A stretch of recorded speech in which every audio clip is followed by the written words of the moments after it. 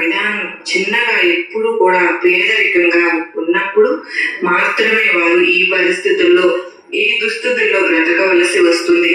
అలా కాకుండా వారి యొక్క ఆలోచన అనేది ఎప్పుడు కూడా గొప్పగా ఉంటే వారి యొక్క స్థాయి కూడా గొప్పగా మారిపోతుంది. ఉదాహరణకు ఒక చెట్టు కింద ఒక యువకుడు కూర్చుని రొట్టెను తింటూ ఉన్నాడు.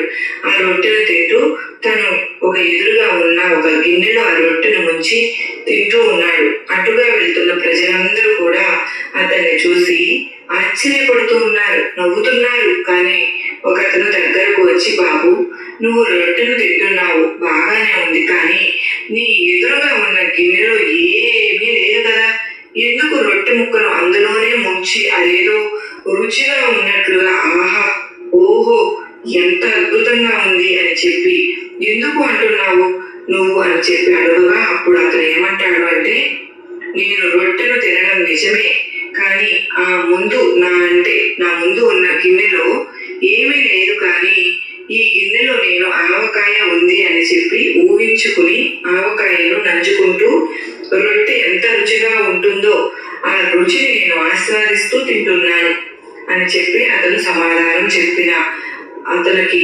అడగడానికి వచ్చిన వ్యక్తి ఏమంటాడు అంటే, నువ్వు ఊహించుకుంటున్నావు కదా, అటువంటి అప్పుడు ఆవకాయ పచ్చడిని ఎందుకు ఊహించుకుంటున్నావు? ఏదో బిర్యానీని తింటున్నట్టుగానో, లేకపోతే ఏదో పాయసం తింటున్నట్టుగానో, లేదా అమృతాన్ని తింటున్నట్టుగానో ఊహించుకోవచ్చు కదా, పచ్చడి తింటున్నట్లుగా ఊహించుకుంటున్నావేంటి అని చెప్పి అడిగితే ఆ తింటున్న వ్యక్తి ఆశ్చర్యపోతాడు.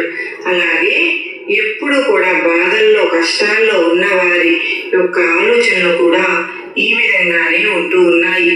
బిడ్డ, ఎప్పుడైతే నువ్వు బాధల్లో ఉన్నావో, కష్టాల్లో ఉన్నావో, ఈ కష్టాలు ఎందుకు తీరడం లేదు అంటే నీ యొక్క ఆలోచన విధానం అనేది మారడం లేదు. కనుక నీ యొక్క ఆలోచన విధానం మార్చుకున్నప్పుడు మాత్రమే నీ యొక్క కష్టాల నుంచి నువ్వు బయటపడగలుగుతావు. నీ యొక్క ఏ ఆలోచన అయినా సరే కానీ ఉన్నతంగా ఉండాలి. అలా ఉన్నతంగా నువ్వు ఆలోచించుకున్నప్పుడు మాత్రమే నువ్వు కింద స్థాయి నుంచి పై స్థాయికి ఎదగలుగుతావు. అంత మాత్రమే కాదు, నువ్వు ఏ పని చేసినా కూడా నిజంగా నీకంటూ ఒక లక్ష్యం ఉండాలి బిడ్డ. ఆ విధంగా నువ్వు ఒక లక్ష్యాన్ని పెట్టుకుని పని చేసుకున్నప్పుడు మాత్రమే నీ యొక్క పని పట్ల నీకు ఆసక్తి పెరిగి ఆ లక్ష్యాన్ని అందుకునే అవకాశం అనేది, ఆ లక్ష్యాన్ని అందుకున్న తర్వాత గుర్తింపు అనేది తప్పకుండా నీకు వస్తుంది. ఇక నువ్వు కింద స్థాయిలోనే ఉండడానికి మరొక కారణం ఏంటి అంటే